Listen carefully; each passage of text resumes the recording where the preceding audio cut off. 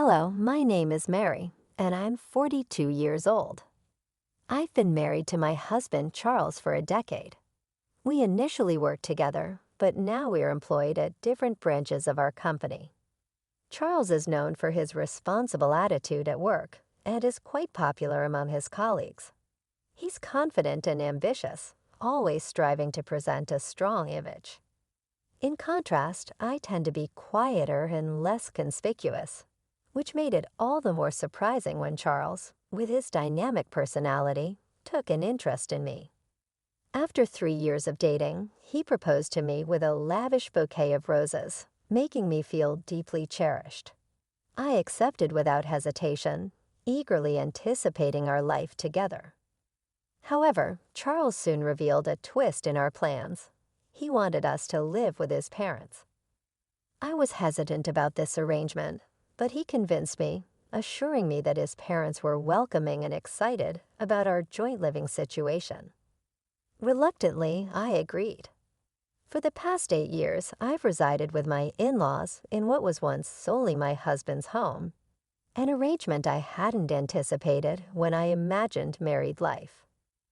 My days begin early, often with my mother-in-law critiquing minor things, such as how I clean the front door. Despite my efforts to prepare breakfast for the whole family, her incessant complaints persist. As she departs for work, leaving me to hurriedly rectify any issues, I feel reduced to mere house help. This routine involves waking up at 6:00 a.m. to manage household chores and cooking, despite my mother-in-law being at home all day and not contributing. After a long day at my job, I return home to prepare dinner.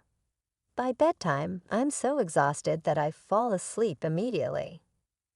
This relentless cycle leaves me constantly worn out and stressed, while my mother-in-law relaxes in the living room, enjoying the breakfast I made. She reminds me to maintain cleanliness so that the neighbors will hold a good opinion of us. Despite the ongoing challenges and the lack of support from my husband in these domestic conflicts, this repetitive cycle seems unending. My father-in-law tends to ignore the mistreatment I face, burying himself in his newspaper, seemingly oblivious to the tension. Ever since I moved in with my husband's family, the relentless stress has taken a severe toll on me. I've lost significant weight, and even my menstrual cycle has ceased, making it impossible for us to conceive. Despite my mother-in-law being a substantial source of this stress, I'm the one who gets blamed for our inability to have children. There was a time when I took pride in my appearance and personal care, but now I hardly recognize the woman looking back at me in the mirror. The constant criticism from my mother-in-law and my dramatically changed appearance has plunged me into a deep depression. I've grown so accustomed to yielding to her demands that I've become completely submissive, feeling numb and lacking the energy to even think about leaving. The situation grew even more painful when I received devastating news. My father had passed away unexpectedly in an accident. It had been ages since I last visited my family home, mainly because my husband and mother-in-law would express their displeasure whenever I mentioned wanting to go. Filled with regret for not spending more time with him, I knew I needed to attend his funeral. When I told my husband and mother-in-law that I needed to go to my father's funeral, they coldly responded before I could even finish, saying, "We're not going. Let your family handle it." Their heartless reaction left me trembling with anger and grief. Many people attended my father's funeral. He was self-employed and had many connections, and the air was filled with tears, showing just how beloved he was. My mother, whom I hadn't seen in a long while, was shocked by my frail appearance. "Mary, what happened?" "You look so thin," she exclaimed with worry. "Are you sick?" Seeing how worn out I looked, she burst into tears, terrified at the thought of losing another loved one. "No, Mom, I'm not sick," I reassured her, trying to calm her fears. I tried to offer comfort, taking a moment to myself in the waiting room. Her concern made me reflect on my recent years and how my interactions with my husband and mother-in-law lacked any semblance of comfort or support, even during such a critical time as my father's death. This fueled my anger further, and I decided to confide in my mother about my challenges at home.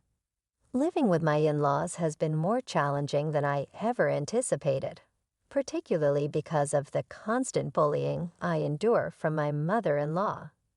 It's wearing me down. During a candid conversation, I shared these feelings with my mother, who looked at me with deep concern. "I'm glad you're not physically ill, but this doesn't make me feel any better. Is this why you haven't been visiting?" she asked. I nodded, confirming her suspicion, which only seemed to deepen her worry. She handed me a piece of paper, urging, "Take a look at this, then think carefully about your next steps." It was my father's will. He had always been thorough and cautious, having prepared it just in case.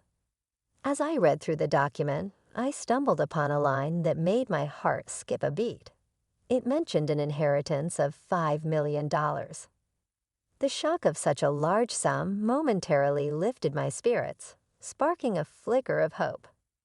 With this money, I could build my own house and leave my in-laws' place. I thought to myself, the idea filling me with a sudden rush of excitement and relief. Back at the in-laws' house, I continued with my usual household chores, but now with plans brewing in my mind. I found the house got messier on days when I was preoccupied with my dreams of independence. No one else seemed inclined to pick up the slack. As I went about my tasks, thoughts of the inherited $5 million were a constant distraction. Despite the tense atmosphere at home, my desire to stay with my husband, Charles, remained strong. So one evening after his parents had retired for the night, and it was just the two of us, I decided it was time for an open conversation.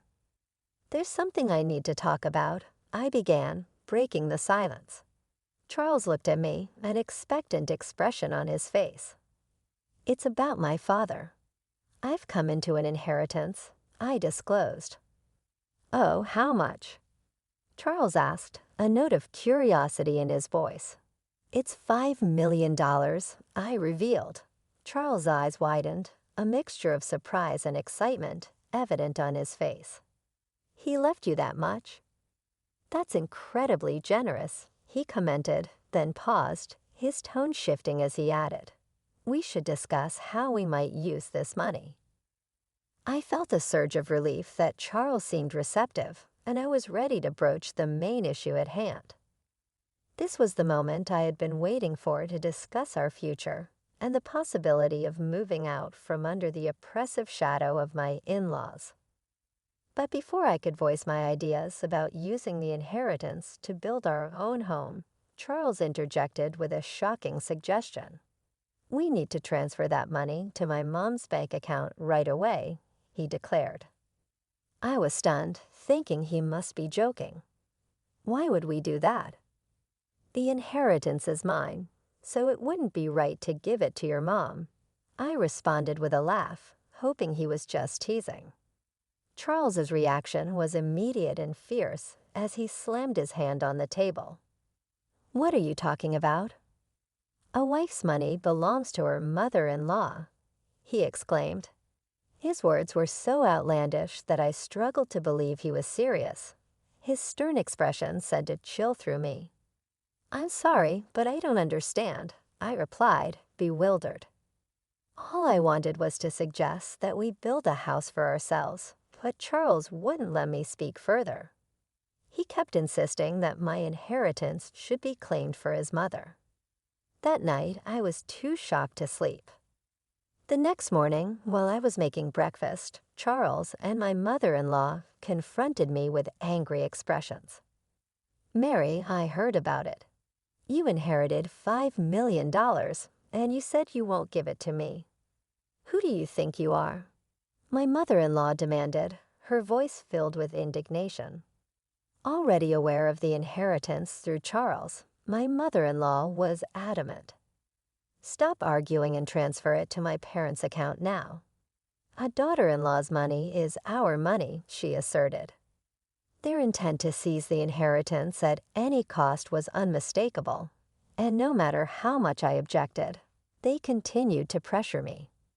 Eventually, I fell silent. That's when Charles produced a piece of paper. You're getting carried away because you've come into some money. I'm the one who's been supporting you. If you don't change your attitude, it's divorce, he threatened. The paper he held was a divorce form already signed by him. As I took the divorce form from Charles, a rush of memories overwhelmed me. I realized that throughout our marriage, I had never really received any financial support from him or his family. I had been contributing equally to our living expenses, and yet all the household chores fell squarely on my shoulders, despite my tireless efforts. They had consistently treated me poorly. Now they were even trying to claim my father's money. The pressure to relinquish my father's inheritance if I stayed was immense, but being told to leave suddenly seemed like a chance for a new beginning. Holding the divorce papers, I realized I had the power to shape my future. I vowed never to surrender my father's legacy and made up my mind. After a long day at work, I returned to my parents' house. "I'm home," I called out. "Welcome back," my mother greeted me with a warm smile, despite my exhaustion. A home-cooked meal awaited me on the table. It had been ages since I had enjoyed a meal prepared by someone else. With each bite of the delicious food, tears of gratitude welled up in my eyes. "Did you tell your husband about the inheritance?" my mother inquired. "Yes, and it caused quite a stir," I replied, recounting the demands my husband and mother-in-law had made. My mother listened speechless at the shocking revelation. "The inheritance belongs to you, and you alone should decide your future," she comforted me gently as I cried. After being cared for at my parents' home for a week, I decided it was time to return to my in-laws' house armed with a renewed sense of strength. "Well, I'm heading back now." "Take care," I said confidently, no longer afraid to face the challenges there. As soon as I returned, my husband and mother-in-law confronted me with stern expressions and crossed arms. "Have you reflected on your behavior?" they demanded. "Yes, I apologize." "Please allow me to stay in this house again," I offered, my apology more strategic than sincere. My mother-in-law's face lit up with anticipation. "Well then, hand over the inheritance quickly," she demanded. "The inheritance process is taking longer than expected. I haven't received it yet. It's a complex procedure, so it might take another 7 months or so," I explained, buying myself some time. 7 months? That long? My mother-in-law's disappointment was evident. Well, fine, she reluctantly accepted. Both my mother-in-law and husband appeared satisfied, thinking their plan was still on track. Unaware of my resolve to chart my own course, despite their demands, I didn't hand over the inheritance. However, they continued to nag me about spending a week at my parents' house. "You're neglecting your duties as a wife. The house is a mess. Clean it up quickly," they insisted. The state of disarray and unhygienic conditions at my in-laws' house after just a week was almost impressive. Previously, such chaos would have deeply upset me, but now it didn't bother me in the slightest. I simply carried out my mother-in-law's commands without letting it affect me emotionally. "It's my birthday, so I'll be leaving. Make sure to keep the house clean," my mother-in-law announced as she always went on a trip to celebrate. Naturally, I wasn't invited. "By the way, have you received the inheritance yet?" "It's supposed to come in today," my husband inquired, almost too conveniently hinting that the $5 million could be a splendid birthday present for his mom. "Don't forget to transfer it to Mom's account before we get back," my mother-in-law added. The timing of her birthday, coinciding with the supposed arrival of the inheritance, felt too perfect. As they left, I maintained a pleasant facade, bidding them a cheerful take care.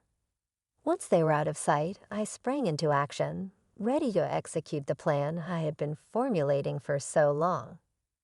They were in for a surprise upon their return, but by then I wouldn't have to concern myself with their reactions.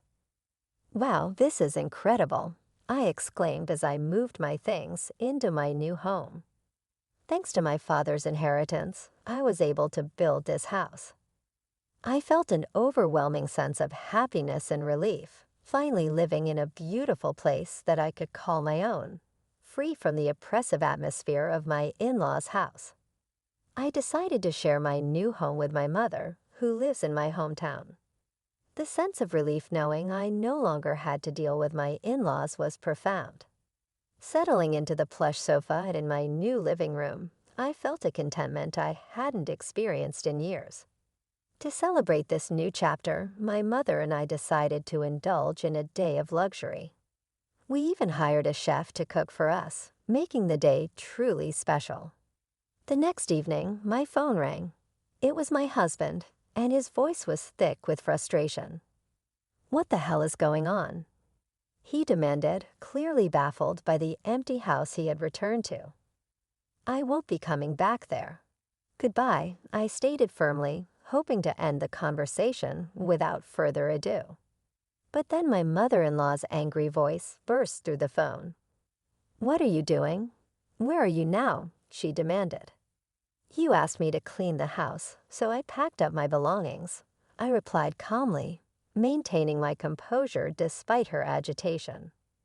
"That's not a funny joke. Plus, you didn't transfer the inheritance." "How many times do I have to tell you that my daughter-in-law's money is mine?" she shouted. I'm single, you know," I retorted, my patience wearing thin. Suddenly, my yelling mother-in-law fell silent. "Single?" she echoed, confused. "Well, I'm divorced." I was handed a divorce paper, so I submitted it. "I'm a stranger to you now." "Goodbye," I said and ended the call abruptly. I couldn't help but chuckle, imagining the stunned expression on my mother-in-law's face. The freedom from that oppressive family brought a huge sense of relief. In the days that followed, I received numerous calls from my ex-husband. Whenever I had some free time, I deliberately answered the phone and calmly ignored the insults hurled by my ex-husband and ex-mother-in-law. I made sure to record all these calls. With the recordings in hand, I decided to seek advice from the police. Harassment from an ex-husband is unfortunately common, and I was determined to take every precaution to ensure my safety and peace of mind in my new life. Addressing harassment early is crucial to prevent it from escalating. Thankfully, when I approached the police with my concerns, they acted promptly and visited my ex-husband's family. For my ex-in-laws, who were deeply concerned with maintaining a pristine public image, just the sight of police at their doorstep was a significant blow. Additionally, a colleague of my ex-husband, who lived nearby, saw the police visit. Given my ex-husband's high-profile status in the company, word of this incident spread quickly. Colleagues who harbored resentment towards him didn't miss the opportunity to fuel the rumor mill, and soon enough, negative gossip began circulating about him. Eventually, the rumors reached my department. "Did you hear about the police visit?" My colleagues whispered among themselves. "I'm divorced now, so I'm not really in the loop," I responded loudly enough for others to hear. The gossip-loving employees eagerly spread the news further. It didn't take long for the rumor to make its way to my ex-husband's boss. "You've been the subject of a lot of negative rumors, haven't you?" his boss remarked during a tense meeting. My ex-husband, caught off guard, could only protest. "What are you talking about?" "I can't tolerate men who don't appreciate their wives," his boss continued.